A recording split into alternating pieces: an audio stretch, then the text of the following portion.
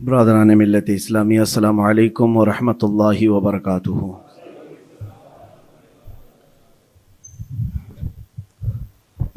الحمد للہ وکفا وسلام علی حبیبہ المصطفیٰ، اما بعد فاعوذ باللہ من الشیطان الرجیم، بسم اللہ الرحمن الرحیم۔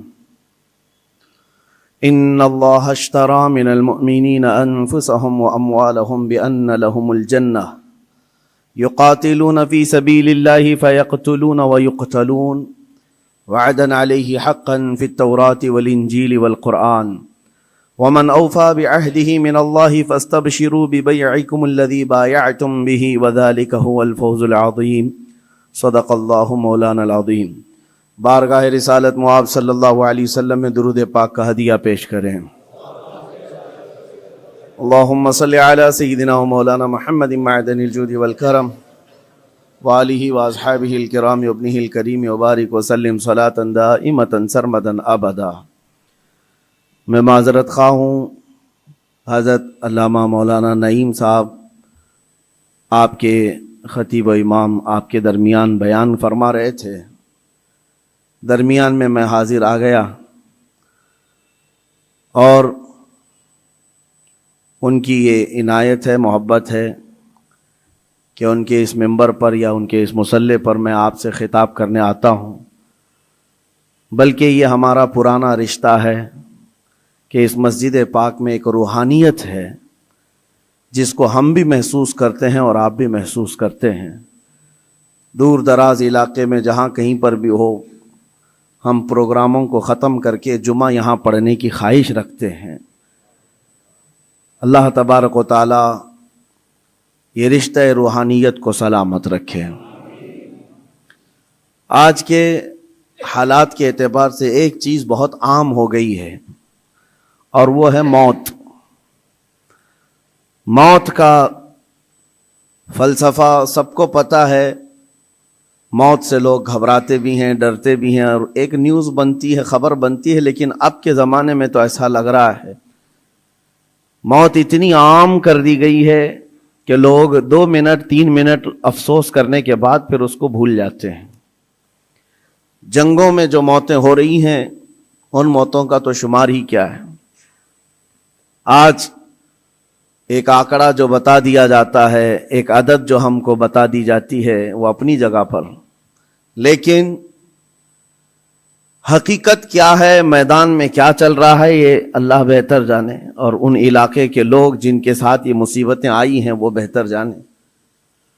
عزیزان گرامی وقار، پوری دنیا میں ظاہر سی بات ہے آج بھی سینسیٹیو لوگ موجود ہیں، حساس لوگ موجود ہیں، جو موت کو کیا زخم کو بھی برا سمجھتے ہیں۔ ظلم کے طریقے سے مارا ہوا زخم، اس کی ہر آدمی نندا کرتا ہے، مخالفت کرتا ہے۔ موت تو بڑی چیز ہے، لیکن ہم نے دیکھا ہے کہ ایک جانور کے بچے کو بھی اگر کوئی مارے تو آج جانوروں کے رائٹس کے، ان کے حقوق کی تنظیمیں موجود ہیں جو ان کی حفاظت کے لیے آگے بڑھتے ہیں اور پھر آواز اٹھاتے ہیں۔ بلکہ آپ اگر کسی جانور کو مارتے ہوئے دیکھے گئے تو یہ تنظیمیں آپ کو جیل تک پہنچا سکتی ہیں۔ ان کے حقوق کی آواز اٹھانے والے بھی موجود ہیں، بلکہ انوائرمنٹ کے لیے بھی تنظیمیں موجود ہیں۔ درخت کو کاٹنے نہیں دیا جاتا کہ اگر پیڑ پودے بھی کوئی کاٹ رہا ہے تو اس کے لیے بھی سخت قانون ہے، بلا وجہ اگر کوئی کاٹ رہا ہے تو اس کو جیل بھی ہو سکتی ہے، اس کا ریپلیسمنٹ چاہتی ہے دنیا۔ پیڑ پودے پتے اور جانوروں کو کاٹنے کے لیے بھی منع کیا گیا اور ان کی حفاظت کے لیے تنظیمیں موجود ہیں، تو پھر انسانوں کی زندگیوں کی حفاظت کے لیے بھی آلریڈی موجود ہیں، ایسا نہیں ہے۔ لیکن دوہرا معیار ہے پوری دنیا میں۔ عام انسان جس کا تعلق اسلام سے نہیں ہے وہ مرے تو پوری دنیا چیخ اٹھتی ہے، اس کے موت کے لیے آواز اٹھاتی ہے، اس کے انصاف کی بات کرتی ہے۔ لیکن اسی دنیا کا دوہرا معیار یہ ہے کہ مسلمان بچے قتل ہو جائیں، مارے جائیں، تو پھر اس کے لیے وہ ایسا پیش کرتے ہیں جیسے ان کو سانپ سونگھ گیا ہو، کوئی رحم نام کا جذبہ ہی نہیں رہ گیا۔ کسی کے دل کے اندر سے یہ ہوک اٹھتی ہوئی نہیں دکھائی دیتی کہ کم از کم اسلام دشمنی اور سب چیزوں کو بالائے طاق رکھ کر کے انسانیت کے نام پر کوئی بات کرتا کہ 6 ماہ کے بچوں کا کیا قصور ہوتا ہے، 1 سال کے بچے دودھ پیتے بچوں کا کیا قصور ہوتا ہے، ان لوگوں کو جس طرح سے تہ تیغ کر دیا گیا، مار کر ختم کر دیا گیا۔ عزیزان گرامی وقار، یہ پوری دنیا میں آج جو چل رہا ہے اس پر میں کچھ باتیں عرض کرنا چاہتا ہوں۔ موت کسی بھی زمانے میں عام نہیں ہے، بلکہ ایک بڑا حادثہ سمجھا جاتا ہے اور اس کی نندا کی جاتی ہے، اس کی مخالفت کی جاتی ہے جو زبردستی کسی کا قتل کیا جائے۔ یہ اور بات ہے کہ دنیا طاقت کی پجاری ہے، دولت کی پجاری ہے، جس کے پاس زیادہ طاقت ہے، جس کے پاس زیادہ دولت ہے، لوگ اس کی حمایت میں کھڑے ہوتے ہیں۔ مظلوموں کے حق میں کھڑے ہونے والی جماعتیں بہت کم ہوتی ہیں۔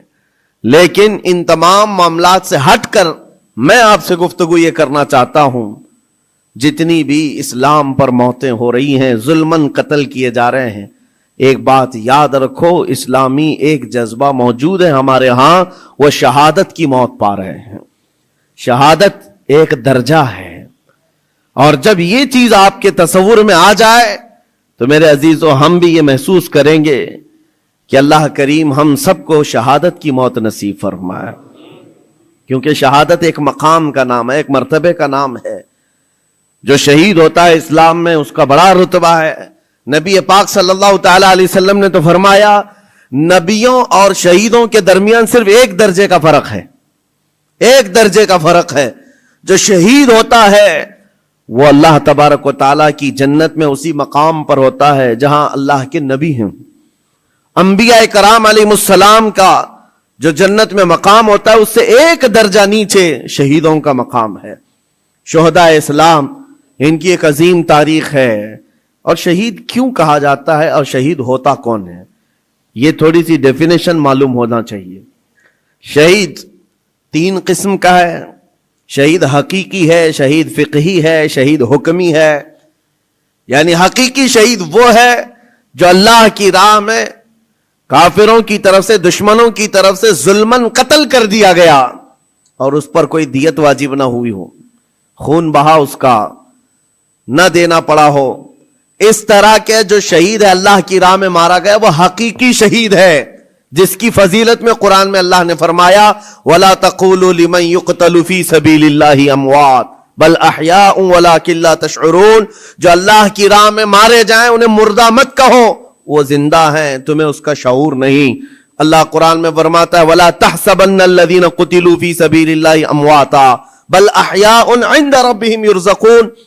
جو اللہ کی راہ میں قتل کیے گئے ان کو مردہ گمان بھی مت کرو، وہ اللہ کی بارگاہ میں زندہ ہے اور انہیں رزق بھی دیا جاتا ہے۔ یہ شہیدوں کے متعلق قرآن کی صاف 2 آیتیں موجود ہیں، یہ شہید حقیقی کے بارے میں۔ ویسے شہید حکمی بھی ہے، 7 قسم کے الگ الگ ہیں۔ جیسے نبی کریم صلی اللہ تعالی علیہ وسلم نے فرمایا، دیوار کے نیچے دب کر کے کوئی مر گیا، آگ میں جل کر کے کوئی مر گیا، پانی میں ڈوب کر کوئی مر گیا، خودکشی کی بات نہیں، حادثے سے، خود جلا کر کے مرا ہے، خود پانی میں کود کے مرا ہے، اس کے لیے نہیں، حادثے سے آگ میں جل کر مر گیا، یا پھر پانی میں غرق ہو گیا، یا پھر کسی بڑے حادثے میں، یا نیمونیا کی بیماری جس کو ذات الجنب کہا جاتا ہے، اس میں اگر کسی کا انتقال ہو گیا، یا پیٹ کے درد میں کوئی انتقال کر گیا، یا وہ عورت جو بچہ ہونے کے وقت انتقال کر گئی، ان سب کو شہید کا درجہ دیا جا رہا ہے۔ یہ شہید حکمی ہے، یعنی حقیقی شہید کا مقام ایک الگ ہے، لیکن ان کو حکمن شہید کہا جاتا ہے اسلامی اعتبار سے۔ لیکن جو حقیقی شہید ہے اس کے لیے میں اس لیے آج اس موضوع کو چھیڑ رہا ہوں کہ دیکھ دیکھ کر کے ہم تھک چکے، چھوٹے سے بچوں کے زخم ہماری نیند خراب کر دیتے ہیں، ان کی چیخیں ہمارے چین کو اڑا دیتی ہیں۔ کیا آپ کے سامنے روز مرہ ماؤں کے بچوں کو ہاتھ میں اٹھائے ہوئی تصویریں نہیں آتی؟ اخباروں کی زینت نہیں بنتی؟ آج وہ ان چھوٹے بچوں کو کبھی ملبے میں اپنے عزیزوں کو ڈھونڈتے ہوئے ہم دیکھتے ہیں، دل باہر نکل آتا ہے، کلیجہ منہ کو آتا ہے۔ جس کا گھر تباہ کر دیا گیا، توڑ پھوڑ کر دیا گیا ہے، وہ ننھی ننھی انگلیوں سے ملبہ ہٹا کر کے اپنے عزیزوں کی لاشیں ڈھونڈ رہے ہیں۔ میرے عزیزوں یہ بڑے دل جگرے کی بات ہوتی ہے. 8 سال کی عمر میں 6 سال کی عمر میں جن کے ماں باپ بھائی بہن سب چھین لیے گئے ہوں, اور اگر اس بچے کو زندہ رہنا ہے, ابھی زندہ رہنا ہے, تو اس کی آگے کی زندگی کا کیا ہے؟ اس کے پاس کوئی اسباب نہیں, لیکن پھر بھی وہ بچہ الحمدللہ کہتے ہوئے آگے بڑھتا ہے. یہ حالات دیکھ کر کے اور پھر میرا جسم اس وقت رونگٹے کھڑے کر دیا, اور اس وقت ہمارے جسم میں کپ کپی طاری ہوئی جب ہم نے لاشوں کی انبار کو دیکھا, اور بڑے بڑے جوانوں کے نہیں, چھوٹے چھوٹے بچوں کی لاشیں لائن سے لگائی گئی ہیں, تقریباً 50 یا 60 بچے, اور مائیں اس میں اپنا بچہ ڈھونڈنے کے لیے چادر ہٹا ہٹا کر کے دیکھ رہی ہوں. ایسے لگتا ہے جیسے ہم اسکول بھیجتے ہیں اپنے بچوں کو اور بھیڑ میں اپنے بچوں کو تلاش کر رہے ہوتے ہیں, اور وہ میتوں میں اپنے بچوں کو ڈھونڈ رہی ہیں, ہاتھ میں دستی یا رومال لیے ہوئے. جب اپنا بچہ مل جائے, ماں اس کے بچے کا خون صاف کرتی ہے چہرے سے. وہ درد و کرب کیا ہوتا ہے ایک ماں سمجھ سکتی ہے, ایک باپ سمجھ سکتا ہے, جس کے گھر اولاد ہے وہ سمجھ سکتے ہیں.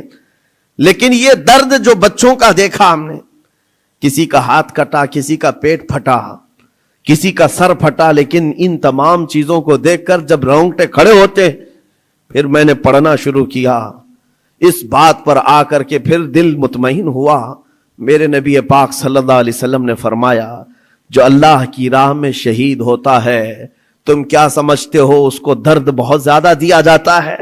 اس کو جب قتل کرتے ہیں ظالم اور کافر, اس کو جس طرح سے مارا جاتا ہے, ٹکڑوں میں بدل دیا جاتا ہے, تمہیں کیا لگتا ہے بہت تکلیفیں ہوتی ہیں؟ میرے آقا صلی اللہ علیہ وسلم فرماتے ہیں شہید کو اتنی تکلیف بھی نہیں ہوتی جتنا تمہیں چونٹی کاٹنے سے ہوتی ہے. اس کو اتنا درد بھی نہیں دیا جاتا. وہ اللہ رب العزت کی بارگاہ میں مامون ہے, اسے دنیا کے درد سے آزاد کر دیا جاتا ہے. چونٹی کاٹنے پر جو تکلیف ہوتی ہے زندوں کو, میرے آقا فرماتے ہیں اتنی تکلیف بھی شہید کو نہیں دی جاتی اس کے مرنے کے وقت, اس کی موت کے وقت, کیونکہ وہ اللہ کریم کے وعدے پر اتر آیا ہے. میں نے قرآن کی آیت جو پڑھی سب سے پہلے, رب تعالیٰ فرماتا ہے ان اللہ اشترى من المؤمنین انفسهم واموالهم بان لهم الجنہ. اللہ تعالیٰ نے بندوں کے ساتھ ایک سودا فرمایا, ایک سودا کیا. کیا ہے؟ رب فرماتا ہے اللہ نے مومنوں سے ان کی جان اور ان کے مال کے بدلے انہیں جنت بیچ دیا. یعنی خریدار ہیں یہ شہید, اللہ رب العزت کی جنت کے خریدار ہیں, لیکن بدلے میں قیمت انہوں نے کیا دی ہے؟ اپنی جان دی ہے. اللہ کریم کی بارگاہ میں اپنی جان پیش کر کے اس وعدے کو حاصل کیا ہے. یقیناً میرے عزیزو, رب تبارک و تعالیٰ کے وعدے کو حاصل کرنے والی یہ جماعت شہیدوں کی, یہ عام لوگوں میں نہیں ہوتی, عام انسانوں میں نہیں ہے. یہ مقام کا اس کی عظمت جسے پتہ چل جائے اس کے دل سے خوف خطر ختم ہو جائے.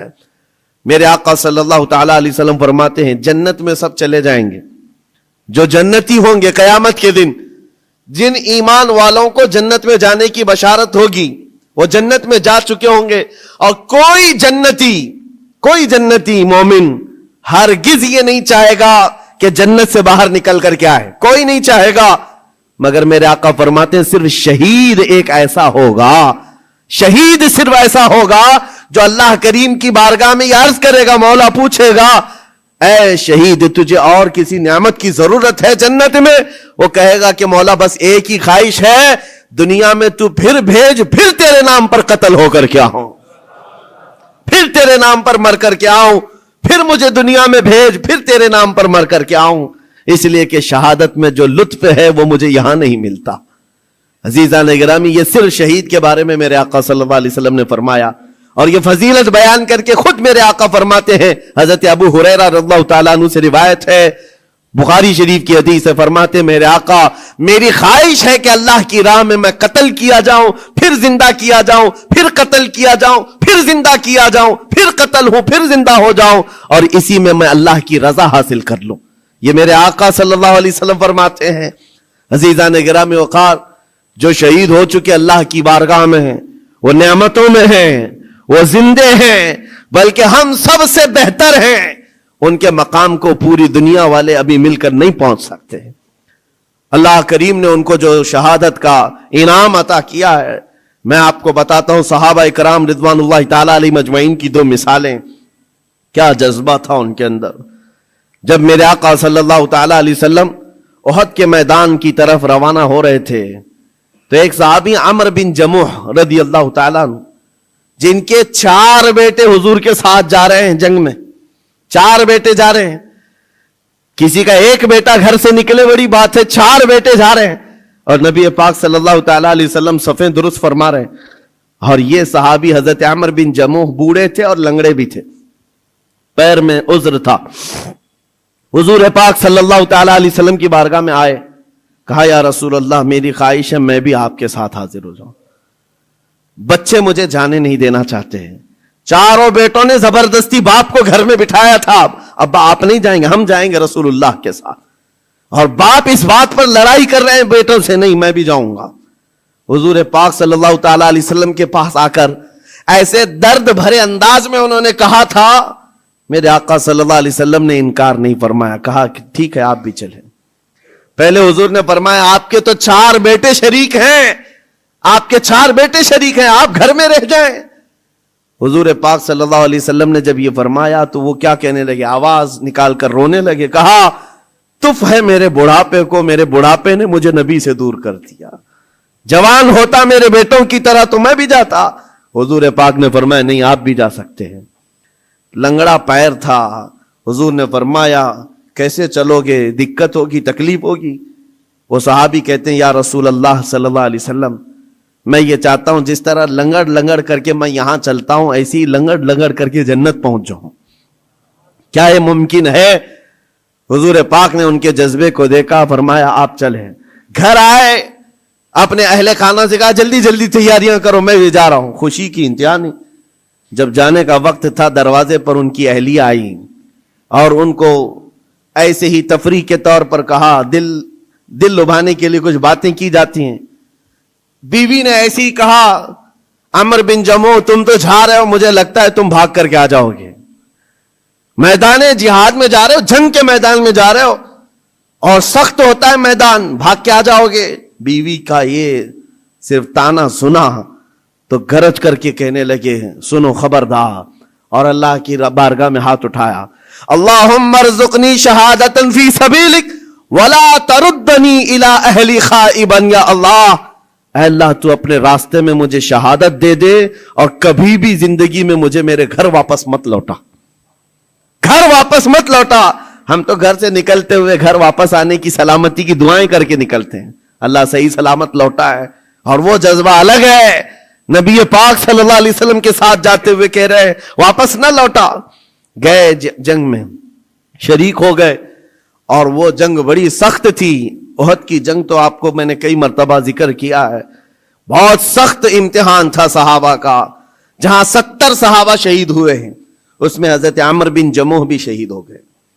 یہ بوڑھے صحابی شہید ہو گئے. نبی پاک صلی اللہ تعالی علیہ وسلم نے پھر اس کے بعد شام کو جب لاشیں اٹھانے کی باری آئی، ان کی اہلیہ گھر سے آئیں اور میدان جنگ سے لاشیں جب اٹھائی جا رہی تھی، عمرو بن جموح کی لاش کو اٹھایا، گھوڑے پر رکھا، سواری پر اپنے گھر کی طرف لوٹیں. سواری نہ ادھر جاتی نہ ادھر جاتی، کہیں نہیں، بار بار گھوڑے کو چابک لگا کر دوڑایا جاتا ہے لیکن گھوڑا جاتا ہی نہیں ہے.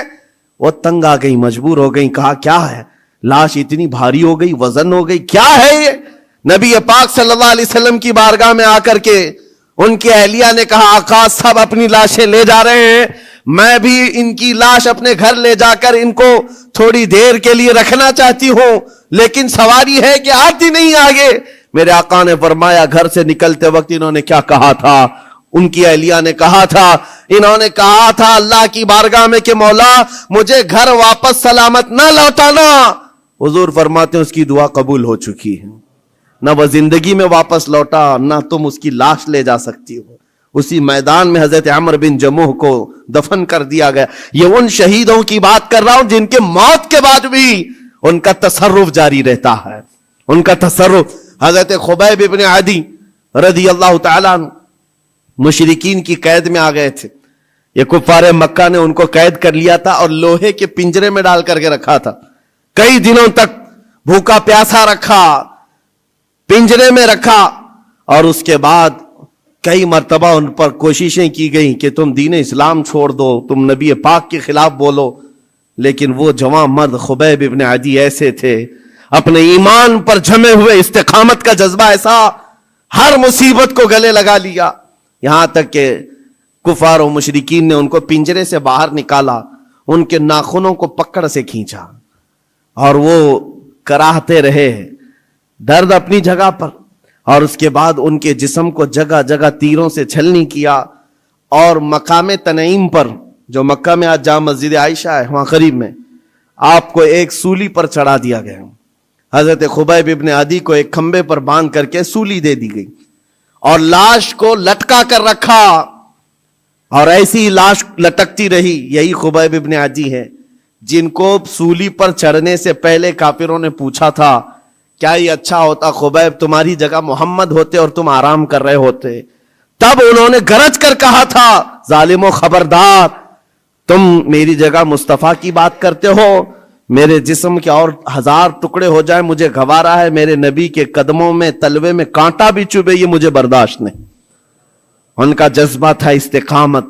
جب سولی پر چڑھا دیا گیا تو ایک بات میں عرض کر رہا ہوں، شہیدوں کی زندگی کیا ہوتی ہے، مار دیے گئے، قتل کر دیے گئے، لیکن ان ظالموں نے سولی سے نیچے نہیں اتارا، پورے مکہ والوں کو تماشا دکھانے کے لیے رکھا، 1 دن 2 دن 4 دن 6 دن 8 دن 10 دن، لاش ویسی کی ویسی لٹکتی رہی حضرت خبیب ابن عدی کی، یہاں تک کہ مہینہ گزر گیا لاش کو انہوں نے نہیں نکالا۔ حضور پاک صلی اللہ علیہ وسلم کو جب یہ خبر پہنچی کہ حضرت خبیب ابن عدی کو پنجرے میں قید کر کے ان ظالموں نے قتل کر دیا، سولی پر چڑھا دیا ہے، اور لاش کو ایسی ہی بے حرمتی کے ساتھ لٹکائے ہوئے ہیں کہ 2 لوگ تماشا دیکھتے رہے، 40واں دن گزرنے کو آ گیا تھا، حضور پاک صلی اللہ علیہ وسلم نے اپنے صحابہ سے فرمایا ہے کوئی میرے صحابہ میں سے جو خبیب ابن عدی کی لاش کو اتار کر کے مدینے لے آئے، ان کی لاش کو اتار کر کے عزت و احترام کا معاملہ کرے، جبکہ 40 گھڑ سوار دن رات پہرے داری کر رہے تھے اس لاش کے پاس، کفار مکہ مشرکین مکہ کے 40 لوگ اس لاش کے ارد گرد پہرا دے رہے تھے، حضرت خبیب ابن عدی کی لاش کو اتارنے نہیں دیا جاتا تھا، کوئی قریب آ ہی نہیں سکتا تھا۔ جب صحابہ کرام کو حضور نے یہ بات کہی، کیا جگر تھا، 2 صحابہ کھڑے ہوئے، حضرت زبیر بن عوام، حضرت مقداد بن اسود رضی اللہ تعالی عنہما، کہتے ہیں آقا آپ اجازت دیں ہم دونوں جا رہے ہیں، 40 لوگ پہرے داری میں ہیں اور 2 جانے کو تیار ہیں۔ جہاں ایمان ہوتا ہے وہاں تعداد دیکھی ہی نہیں جاتی، ہمیشہ سے یہ رہا ہے، ستیزہ کار رہا ہے ازل سے تا امروز، شرار ابو لہبی سے چراغ مصطفی، آج بھی یہی حالات ہیں، ایک طرف سپر پاور طاقتیں پیٹروٹ میزائل لے کر کھڑی ہیں اور سامنے نہتے بچے کنکروں سے مقابلہ کر رہے ہیں، میرے عزیزوں چھوٹے چھوٹی لکڑیوں سے مقابلہ کر رہے ہیں۔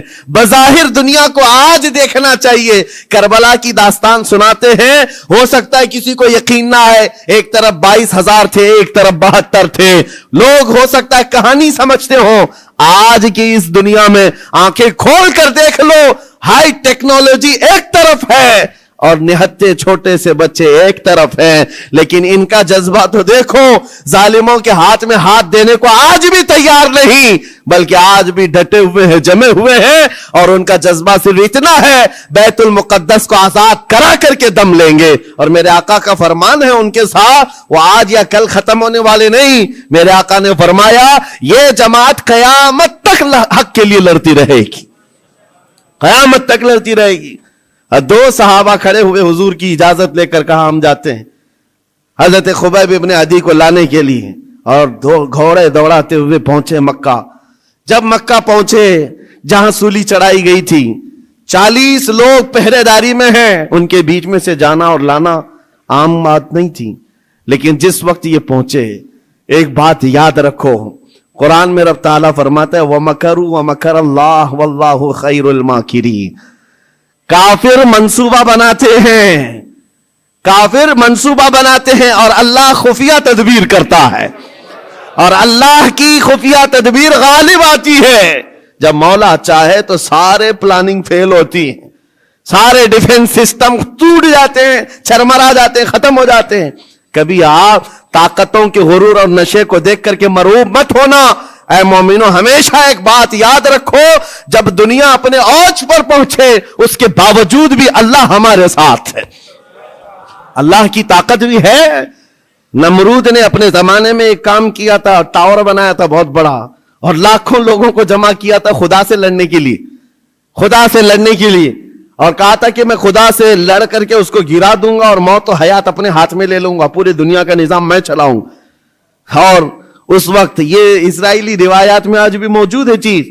اللہ تبارک تعالیٰ نے اپنے فرشتوں میں سے ایک فرشتے کو بھیجا، کروڑوں اربوں فرشتے ہیں اللہ کے، ایک فرشتے کو بھیجا کہ جاؤ دیکھو دنیا میں کیا معاملہ ہے، میرا ایک بندہ مجھ سے لڑنے کے لیے تیاریاں کر رہا ہے. وہ فرشتہ زمین پر آیا، صرف اپنا پر ہلایا، سارا کا سارا دھنس گیا، سب زمین بوس ہو گئے، جتنی فوج تھی ہلاک ہو گئی، کیڑے پڑ گئے اور وہ بھی ختم. میرے عزیزو، رب تبارک و تعالیٰ کی طاقت و قوت کو کوئی پہنچ سکتا ہے؟ ایک فرشتے کو بھیجے، فرشتہ عذاب لا سکتا ہے. اللہ ہے، ابھی بھی ہے، حی و قیوم ہے، جو ہمیشہ رہنے والا ہے. میں جو بات عرض کر رہا تھا، دو صحابہ آئے، 40 لوگوں کے بیچ سے لاش نکالنی ہے، کیسے نکالیں گے؟ لیکن جانتے ہو اللہ تعالیٰ جب انتظامات فرماتا ہے تو راستے بھی کھولتا ہے. جس وقت یہ پہنچے وہ 40 کے 40 مست نیند میں سو رہے، سارے پہرے دار نیند میں ہیں. حضرت زبیر بن عوام، حضرت مقداد بن اسود دونوں گئے، جلدی سے یہ سولی پر چڑھے اور ان کی لاش کو نکالا. حضرت زبیر کہتے ہیں 42واں دن تھا، 40 یا 42 دن ہو چکے تھے. جس وقت ہم نے ان کو رسی سے کھولا، جگہ جگہ سے خون ٹپک رہا ہے اور خون سے کستوری کی خوشبو آ رہی. یہ شہید کی زندگی ہے. 42 دن ہو چکے اور جسم سے جگہ جگہ خون آ رہا ہے اور اس سے کستوری کی خوشبو آ رہی. دونوں صحابہ کہتے ہیں ہم نے ان کی لاش کو اتارا، بالکل تر و تازہ لاش ہے، جسم صحیح سلامت ہے. ارے 12 گھنٹے میں جسم پھولنے لگتا ہے، پکنے لگ جاتا ہے، ہمیں جلدی قبرستان پہنچانا ہے. شہید کی زندگی اور ہے، جو اللہ کی راہ میں قتل ہوا اس کی زندگی اور ہے. اٹھایا اور لے کر کے چل پڑے، اپنی سواری پر لے کر آرام سے چلتے رہے. صبح ہوئی تو یہ کافروں کی نیند کھلی، دیکھا کہ ہے ہی نہیں خبیب ابن عدی. ہلا ہو گیا، پورا ہنگامہ ہو گیا. اور جب قریش مکہ میں یہ بات پہنچی تو سب گرج کر کے کہنے لگے ان 40 کو بھی مارو اور اس کے بعد پہلے اس لاش کو ڈھونڈو. اور تیز گھوڑ سوار دوڑائے گئے، بہت تیز دوڑائے گئے کہ کہیں نہ کہیں یہ مدینے کی طرف لے کر کے گئے ہوں گے، پیچھا کرو. ایک دو نہیں، کئی 100 کی تعداد میں گھوڑے دوڑاتے ہوئے حضرت زبیر حضرت مقداد کے پیچھے آئے اور تھوڑی دور جانے کے بعد وہ گھوڑ سوار ان دونوں کو پا لی. یہ دونوں صحابہ مدینے کی طرف جا رہے تھے لاش لے کر، اور وہ اتنے تیز تھے کہ پہنچ گئے. اور جیسے ہی وہ قریب آئے، حضرت زبیر اور حضرت مقداد دونوں نے یہ لاش کو اٹھائی حضرت خبیب کی اور زمین پر رکھ دیا اور کہا اے اللہ، اس کے بعد تو مالک ہے، یہ تیرا شہید ہے، اس کے بعد تو مالک ہے. حضرت زبیر کہتے ہیں اچانک زمین قبر کی مانند کھلی اور حضرت خبیب اندر گئے اور ان کی قبر بن گئی. نہ کسی نے قبر کھودی، نہ کسی نے قبر میں مٹی دی، زمین خود کھلی، حضرت خبیب اس میں اندر گئے اور قبر بند ہو گئی. کفار سامنے آئے، کہا میں لاش دے دو. حضرت زبیر حضرت مقداد نے کہا کہیں ہے تو لے جاؤ، ہمارے پاس کہیں ہے تو لے جاؤ، اور یاد رکھو میں صفیہ بنت عبد المطلب کا بیٹا ہوں، اگر لڑنا ہے تو مجھ سے لڑو اور تلواریں نکالو. ادھر سینکڑوں کی تعداد میں ہے اور نبی پاک کے 2 شیر ان کو للکار رہے ہیں. تاریخ میں موجود ہے ایک بھی ظالم سامنے نہیں آیا، تلواریں نیچے کی اور مکہ واپس لوٹ گئے. اعلان ہوا کہ خبیب ابن عدی کو سب جگہ ڈھونڈ لیا گیا، کہیں پر ان کی لاش نہیں ملی ہے. یہ دونوں صحابہ حضور کی بارگاہ میں آئے، عرض کیا آقا یہ ماجرا ہوا ہے. میرے آقا نے کہا وہ بلیع الارض ہے، زمین کا لقمہ ہے، زمین نے ان کو اپنی گود میں چھپایا ہوا ہے، اور یہ شہیدوں کی زندگی ہے. زمین تو زمین ہے، آسمان بھی خواہش کر رہا تھا کہ خبیب میرے پاس آ جائے. زمین چاہتی ہے میرے پاس آ جائے، آسمان چاہتا ہے کہ میرے پاس آ جائے. شہیدوں کی زندگی عام نہیں ہے میرے عزیز، و حدیث پاک میں ہے قیامت کے دن صرف شہیدوں کی جماعت ایسی ہوگی جس حال میں وہ آئیں گے ان کے جسم سے خون کا فوارہ جاری ہوگا.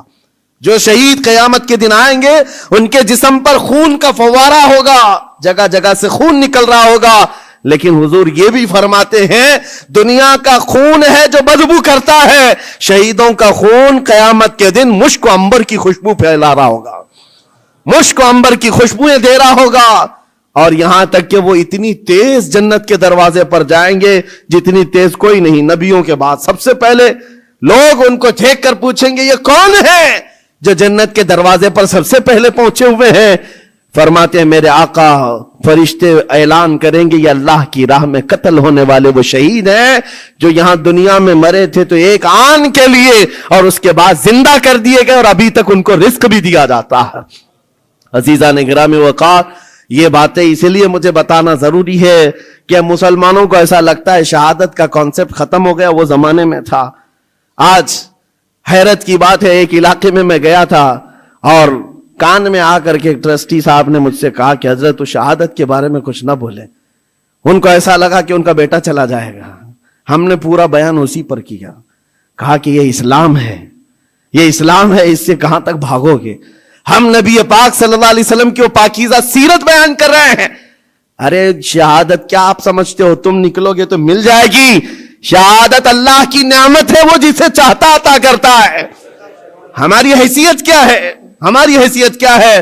کیا پتا کون سے ہاسپٹل کے بستر پر پاؤں رگڑ رگڑ کر کے مرو گے، کہاں جا کر مرو گے؟ ہم ہیں حضرت عمر فاروق دعا کرتے تھے امیر المومنین، اللہم ارزقنا شہادتا فی سبیلک و موتا فی بلد نبیک، اے اللہ تو اپنے راستے میں مجھے شہادت دے دے اور تیرے نبی کے شہر میں موت عطا کر دے۔ آج لوگ یہ خالی سمجھتے ہیں ہاتھ اٹھا کر کے بولنے کا مطلب ہے، اور سننا بھی نہیں چاہتے اور بولنا بھی نہیں چاہتے اس موضوع پر۔ ان کو لگتا ہے اس موضوع پر بتایا جائے تو ہمیں دنیا آتنکواد کہے گی، ٹیررسٹ کہے گی۔ اس موضوع پر کلام کرنے کے بعد لوگ ہمارے بارے میں پتہ نہیں کیا کیا رکھیں گے۔ وہ جو سوچتے ہیں ہمیں فرق نہیں پڑتا، میرا یقین ہے میرا دین سچا ہے تو سر چڑھ کر کے بولیں گے۔ جب نبی پاک کی تعلیمات سچی ہیں تو علل اعلان کہی جائیں گی، اس میں چھپانے جیسی کوئی چیز ہے ہی نہیں۔ اسلام کوئی مجرم قوم کا نام نہیں، مسلمان کسی مجرم قوم کا نام نہیں ہے۔